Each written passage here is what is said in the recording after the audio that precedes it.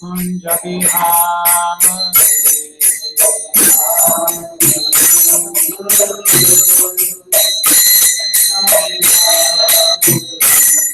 Jaya Radha Madhava Kunja Vihara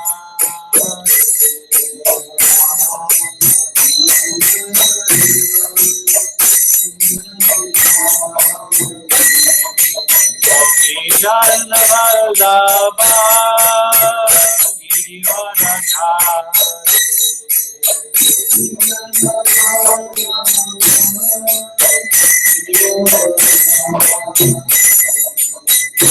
Jana Vallabha Girivaradhari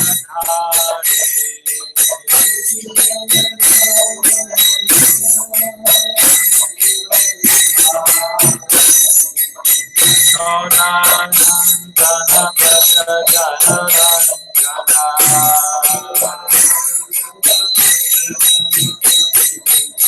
Yashoda Nandana Braja Jana Ranjana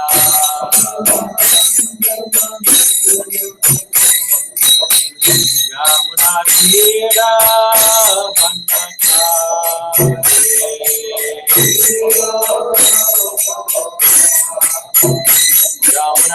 Tira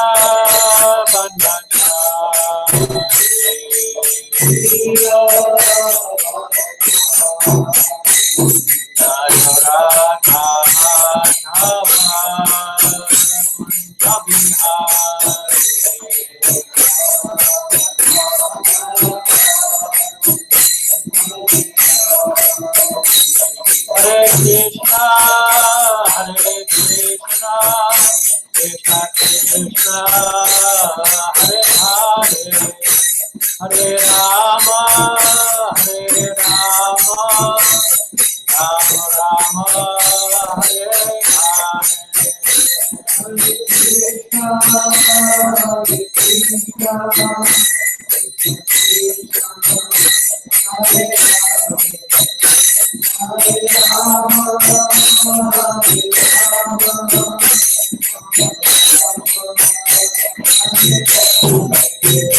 Hare Krishna, Hare Krishna, Hare Hare Krishna, Hare Krishna, Krishna Krishna, Hare Hare, Hare Rama, Hare Rama, Rama Rama, Hare Hare.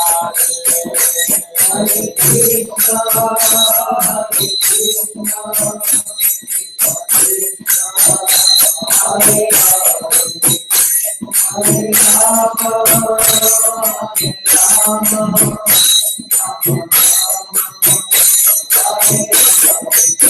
Hare Hare Krishna, Hare Krishna, Krishna Krishna, Hare Hare, Hare Rama, Hare Rama, Rama Rama, Hare Hare. Hare Krishna, Hare Krishna, Hare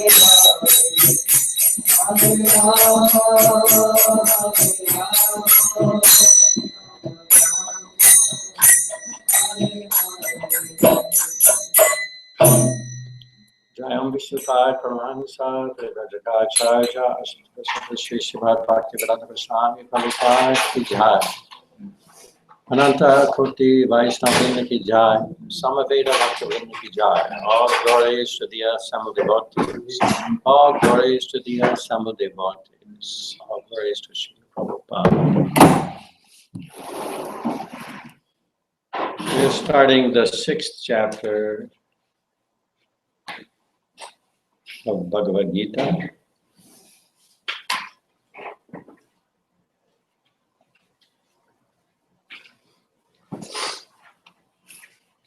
Which is entitled Jnana Yoga, or also Ashtanga Yoga. Dhyana means meditation.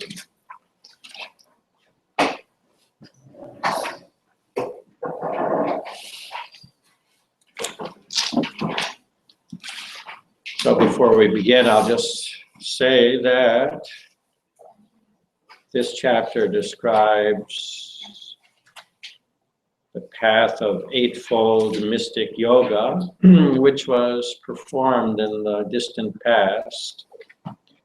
But as we'll see, after Krishna describes it in summary, Arjuna rejects it, says that it seems that this is too difficult. So Prabhupada explains that if Arjuna feels it is difficult, then what about us?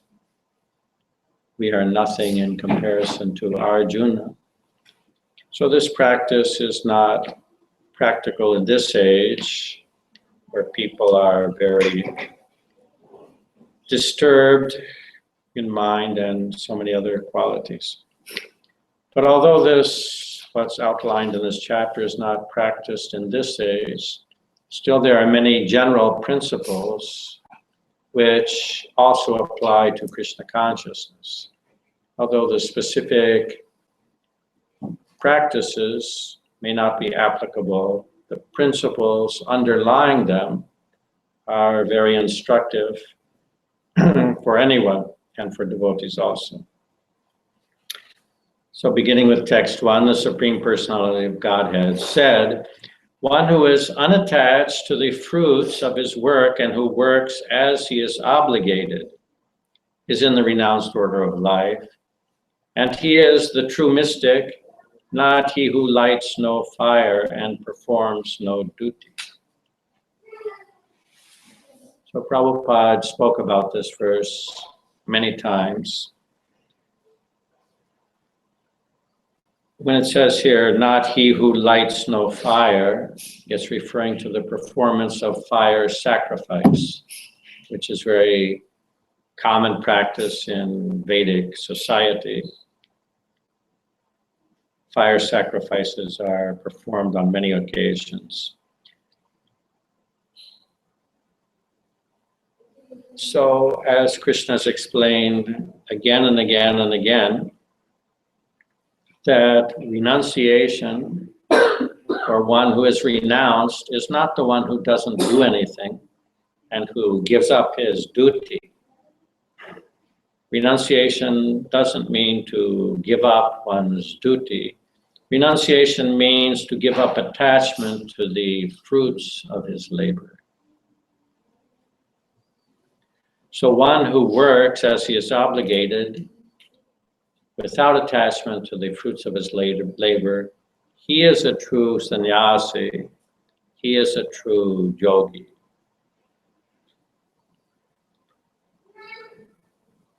So the devotees in Krishna consciousness, of course, they work very hard, they perform their duties, and without attachment to the result, doesn't mean that suppose one is cooking for the deities, doesn't mean that he's not attached whether it comes out good or whether it's burnt. Doesn't mean that. Not attached to the result means it's not for me. When he's cooking, he's not thinking, oh, this is for me. He's thinking this is for Krishna.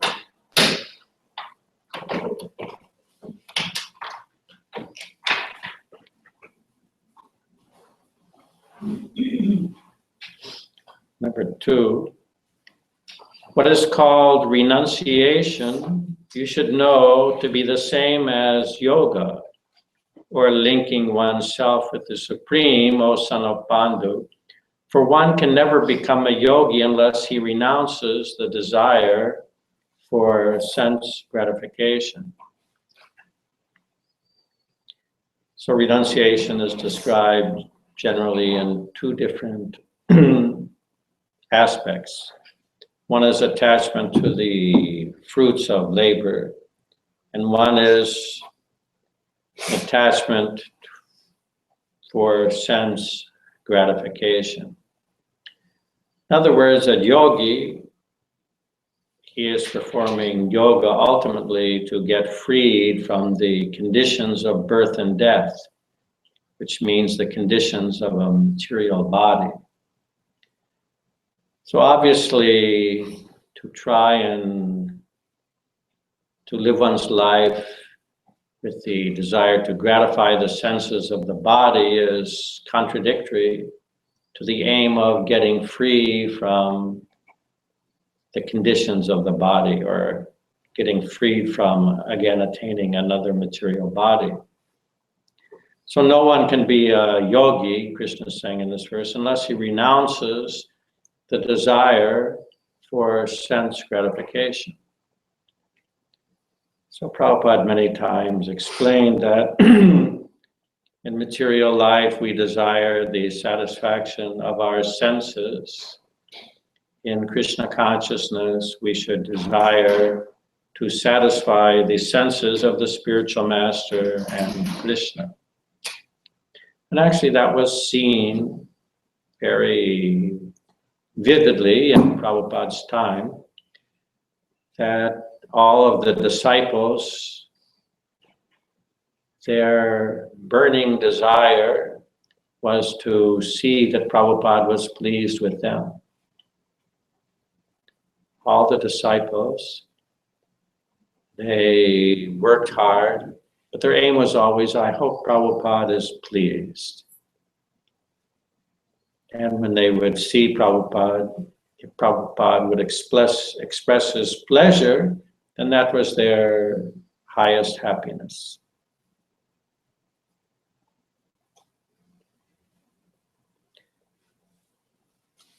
Number 3. For one who is a neophyte in the Eightfold Yoga System, work is said to be the means, and for one who is already elevated in yoga, cessation of all material activities is said to be the means.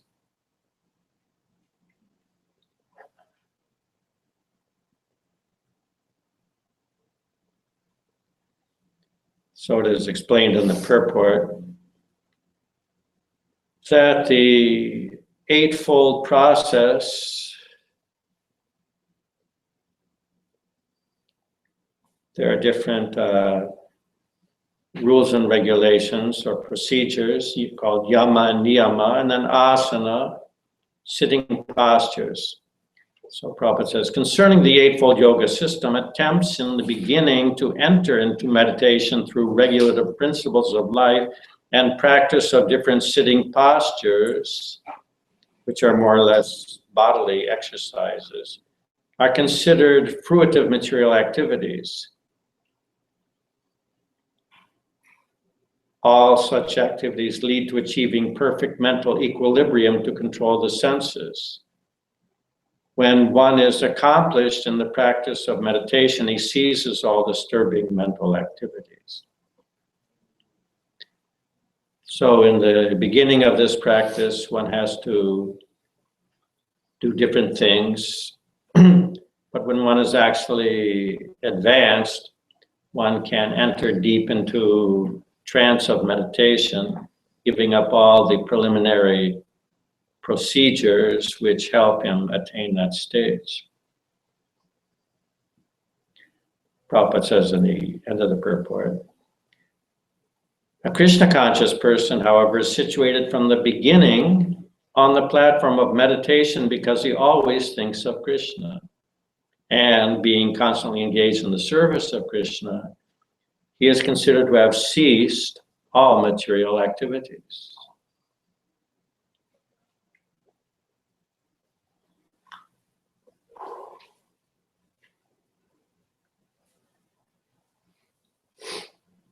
So there Prabhupada is making a distinction between Ashtanga Yoga and the practice of Bhakti Yoga, that the conclusion of Ashtanga Yoga, which is a very arduous and lengthy process, can be attained immediately by beginning Krishna consciousness, because all activities, mental and physical, are centered around Krishna. 4, a person is said to be elevated in yoga when, having renounced all material desires, he neither acts for sense gratification nor engages in fruitive activities.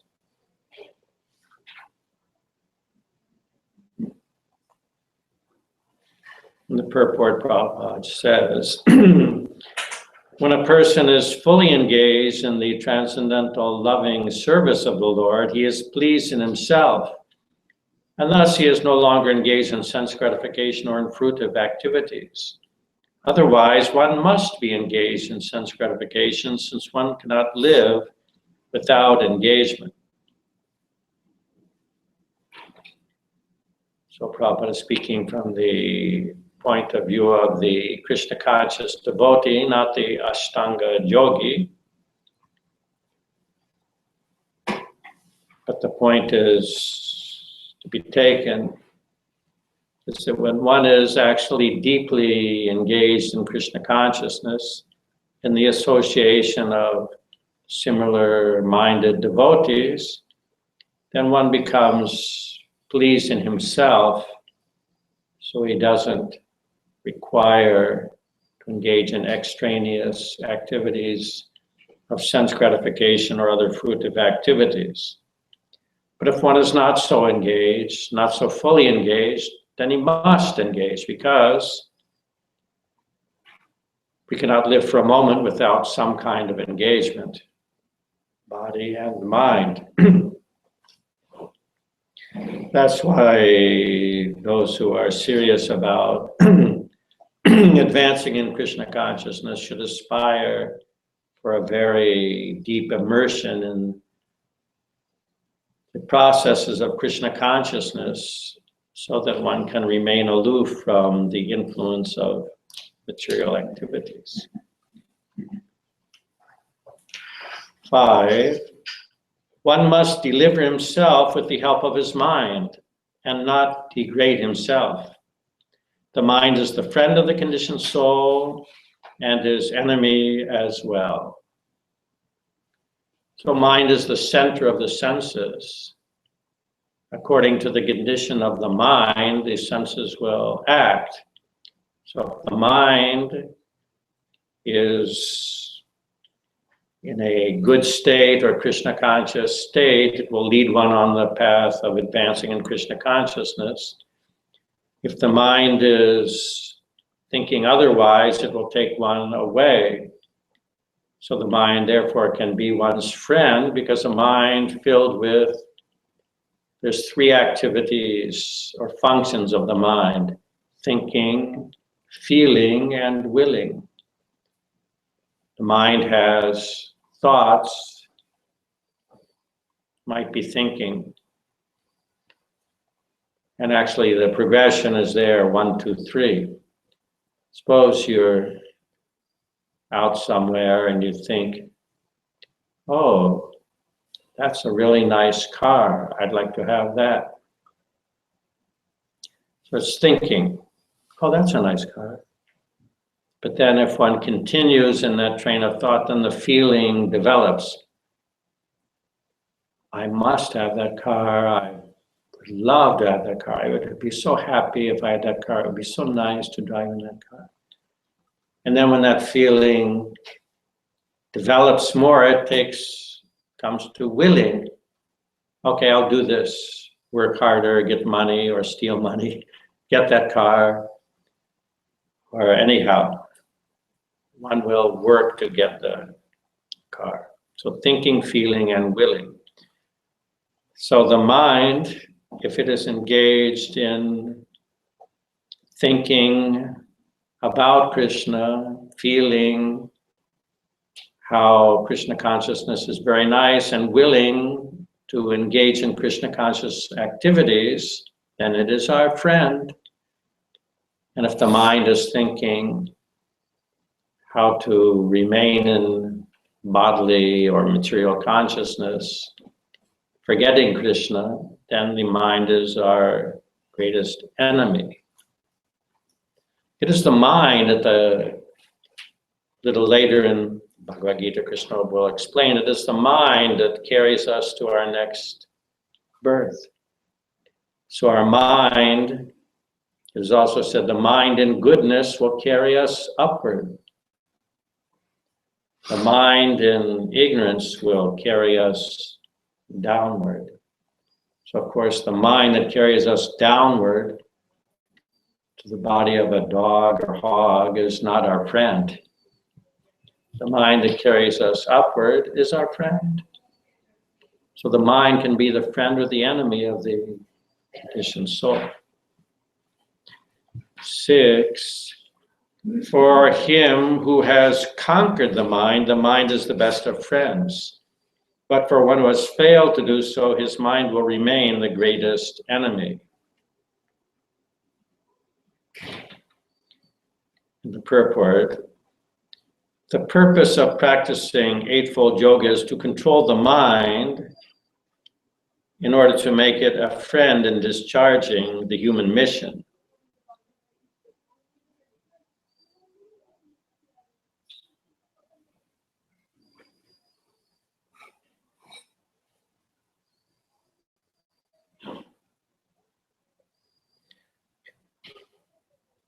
One who cannot control his mind lives always with the greatest enemy, and thus his life and its mission are spoiled. The constitutional position of the living entity is to carry out the order of the superior. As long as one's mind remains an unconquered enemy, one has to serve the dictations of lust, anger, avarice, illusion, etc. But when the mind is conquered, one voluntarily agrees to abide by the dictation of the Supreme Personality of God, who is situated in everyone's heart as Paramatma. So one has to conquer the mind because the mind from the beginning is under the influence of the modes of nature. Mind is already in the condition of serving the masters of Kama, Krodha, Lobha, Matsarya, lust, anger, greed, and envy. The materialistic mind is naturally greedy to get more and more as much as possible, lusty to enjoy all kinds of sense gratification, envious of those who are surpassing oneself, etc. The mind is already in the condition of being an enemy, so one has to conquer the mind and make it a friend. No one without Krishna consciousness has their mind in the beginning as a friend. Mind in the beginning is an enemy, therefore must be conquered. Text 7, for one who has conquered the mind, the super soul is already reached, for he has attained tranquility. To such a man, happiness and distress, heat and cold, honor and dishonor are all the same.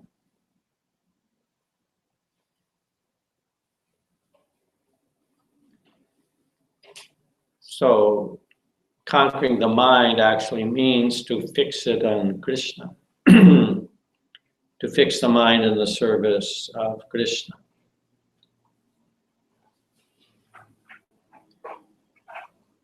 So when one is absorbed in Krishna consciousness, one becomes indifferent to the material conditions of life. To the extent which one is advanced in transcendental consciousness, to that degree one is indifferent to the influences of nature or the condition of one's body and so on. So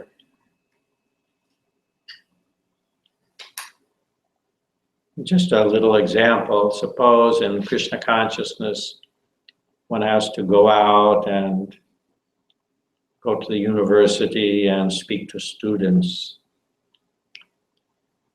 Now, if one is only a little bit interested in doing that, and mostly thinking of other bodily, mental things, if it's very hot, steps out the door, it's so hot, think, oh my God, it's really miserable today. Or if it's very cold, miserable. But if someone is so intense, so absorbed, and if it's just like his life and soul, whether hot or cold, hardly will notice. Just have to go there. This reminds me, in an opposite kind of way. There's the story of Bilvamangala Thakur, which we had told in Bhagavatam class some months ago. Bilvamangala Thakur, he became a great acharya. He was born as a Brahmin, but somehow he became addicted to a prostitute named Chintamani. So he, one night, actually his father had died and he was attending the funeral, but he was so eager to go to her house, which was situated far away, that he left the funeral even before its completion. Then there was a huge storm. He had to cross a raging river. He had to climb a high wall. It was a terrible night, not fit for man or beast, as they say. So when he knocked on her door, she was surprised. You came in this weather? But for him, it was nothing, because he was so absorbed in meeting her, didn't matter to him. So in the same way, similar way, one was absorbed in the transcendental platform, the conditions of material existence. To such a man, happiness and distress, heat and cold, honor and dishonor are all the same.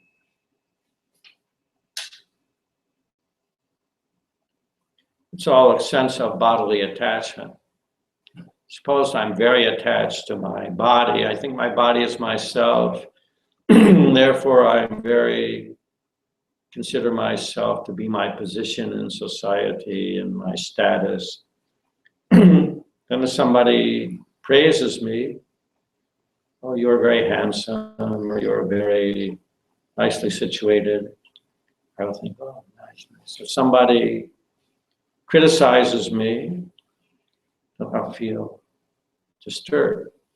But if I know that I'm not the body, then the praise or dishonor have no meaning to me.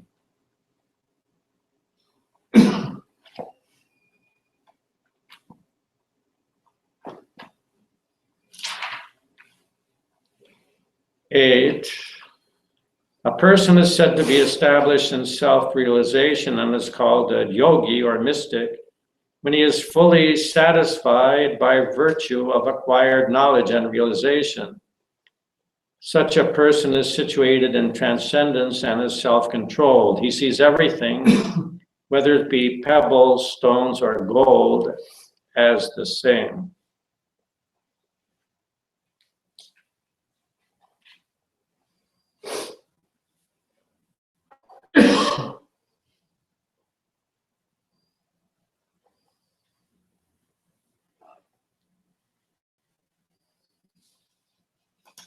Nine, a person is considered. This purport is in Purport. Yeah, there is one sloka.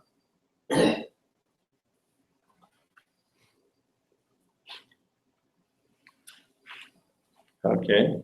Book knowledge without realization of the supreme truth is useless.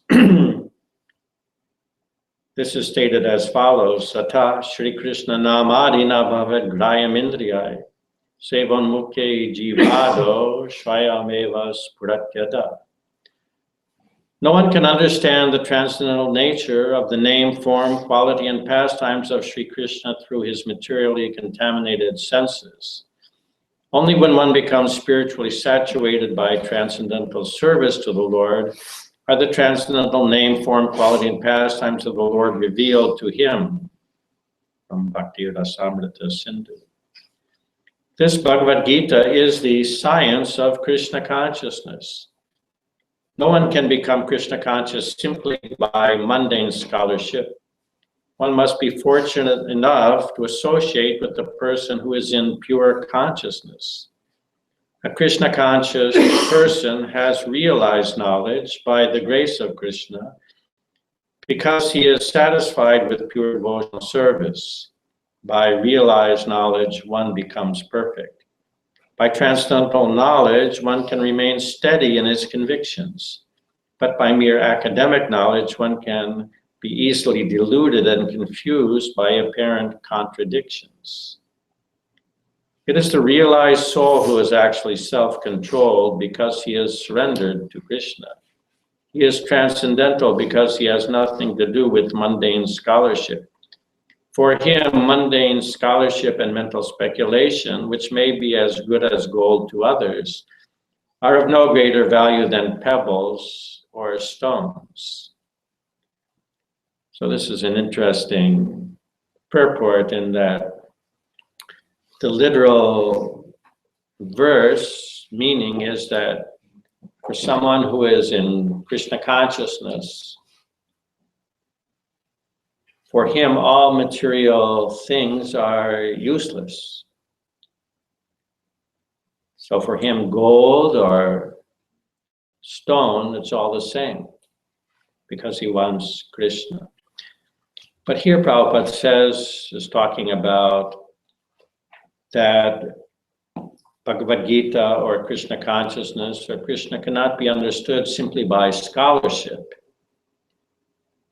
Cannot take a course in BhagavadGita simply and understand Krishna. One must have the association of a pure devotee, or one must hear BhagavadGita in the disciplic succession from the spiritual master coming in disciplic succession from Krishna. So he says for someone who is on that platform of pure Krishna consciousness, although there's so many scholars, writings and talks and opinions and whatever, although for other scholars and mental speculators, these things may be as good as gold, for devotees, they're no better than stones. So, an example I can think of is on YouTube.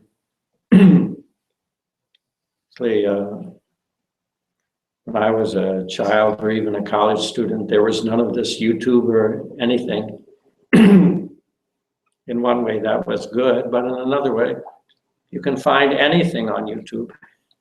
So there's so many gurus on YouTube, so many with long beard and whatever.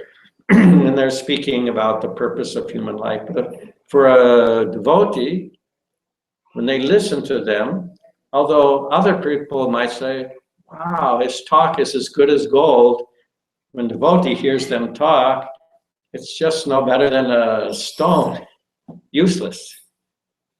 I sometimes listen a little bit what these people will say. You go on, and it's nothing actually. From a Krishna conscious perspective, their talk is just of no use, no meaning, practically. Although other people may say, my darkness of ignorance has been illuminated, etc., etc. So on 9, a person is considered still further advanced when he regards honest well-wishers, affectionate benefactors, the neutral, mediators, the envious, friends and enemies, the pious and the sinners, all with an equal mind. So in 8, it was talking about pebbles, stones, and gold. And in 9, it's talking about different qualities of people. People who are friendly, people who are inimical, people who are very pious, people who are very sinful. But when one is more advanced, one even considers all these people to be the same. That's also stated in the previous chapter. We were reading in text 18 of the 5th chapter. The one who is actually Pandit, he sees everyone equally. Even a learned, gentle Brahmin and a dog eater, cow, elephant, dog, they're all the same to him because he doesn't simply see the external covering, he sees the person within. Just like even in material life, someone who's a little advanced in even material consciousness, he will not see that, oh, this person is very finely dressed. That person is different from the person who's in rags. you'll see that they're all equal persons, but just externally one is in a position of wearing very expensive clothes and one is dressed in very poor clothing. You'll consider the value of the person, not the value of the clothing. Although in English there's the common saying, clothes make the man. Now there's a deep understanding of life. Clothes make the man. There's also others that say you can tell about a person, look at his shoes. If you look at his shoes and understand the shoes, you can understand everything about the person. What about if someone's going barefoot? Or you can say, don't judge a book by its cover. Yeah. So I'm going to end here. I have to go, but if there's any questions. Prabhu, when you talk of sense gratification, I was trying to understand it. Let's say if someone is having a hobby. Now, let's say hobby can be playing basketball or coloring or playing music or whatever. So whenever he does that, definitely he's doing it for his own sense. Yeah, that's sense gratification. Yeah. So, I mean, does it mean that we should not follow our hobby if there's something of that sort? Well, it depends, I would say, on your position. In your position, I wouldn't say give up your hobby, but increase your chanting, increase your reading, increase your association with devotees. I wouldn't say, but for those who are living in the temple, who are 100% dedicated, then they don't have hobbies like that. For example, once a devotee played for Prabhupada in the very early days, some recording of Ravi Shankar. You know who Ravi Shankar is, Sitar. And the devotee was saying, Prabhupada, what do you think of this? This is Indian, something, something. Prabhupada said, this is sense gratification. Sense gratification can be on a higher level and lower level also. But anything that is not specifically meant to satisfy Krishna, but is meant to satisfy the body or mind is sense gratification, gross or subtle.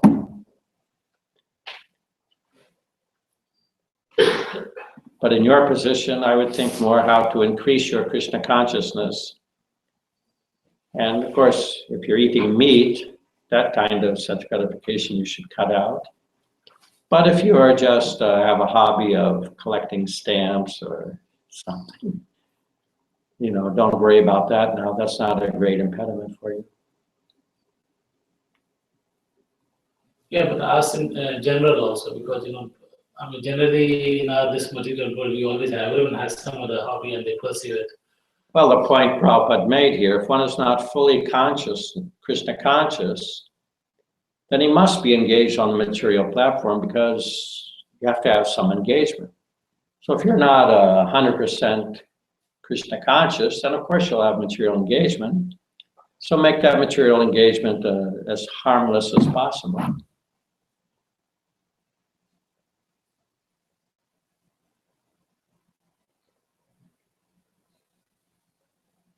Anything else? Okay, Hare Krishna, thank you. See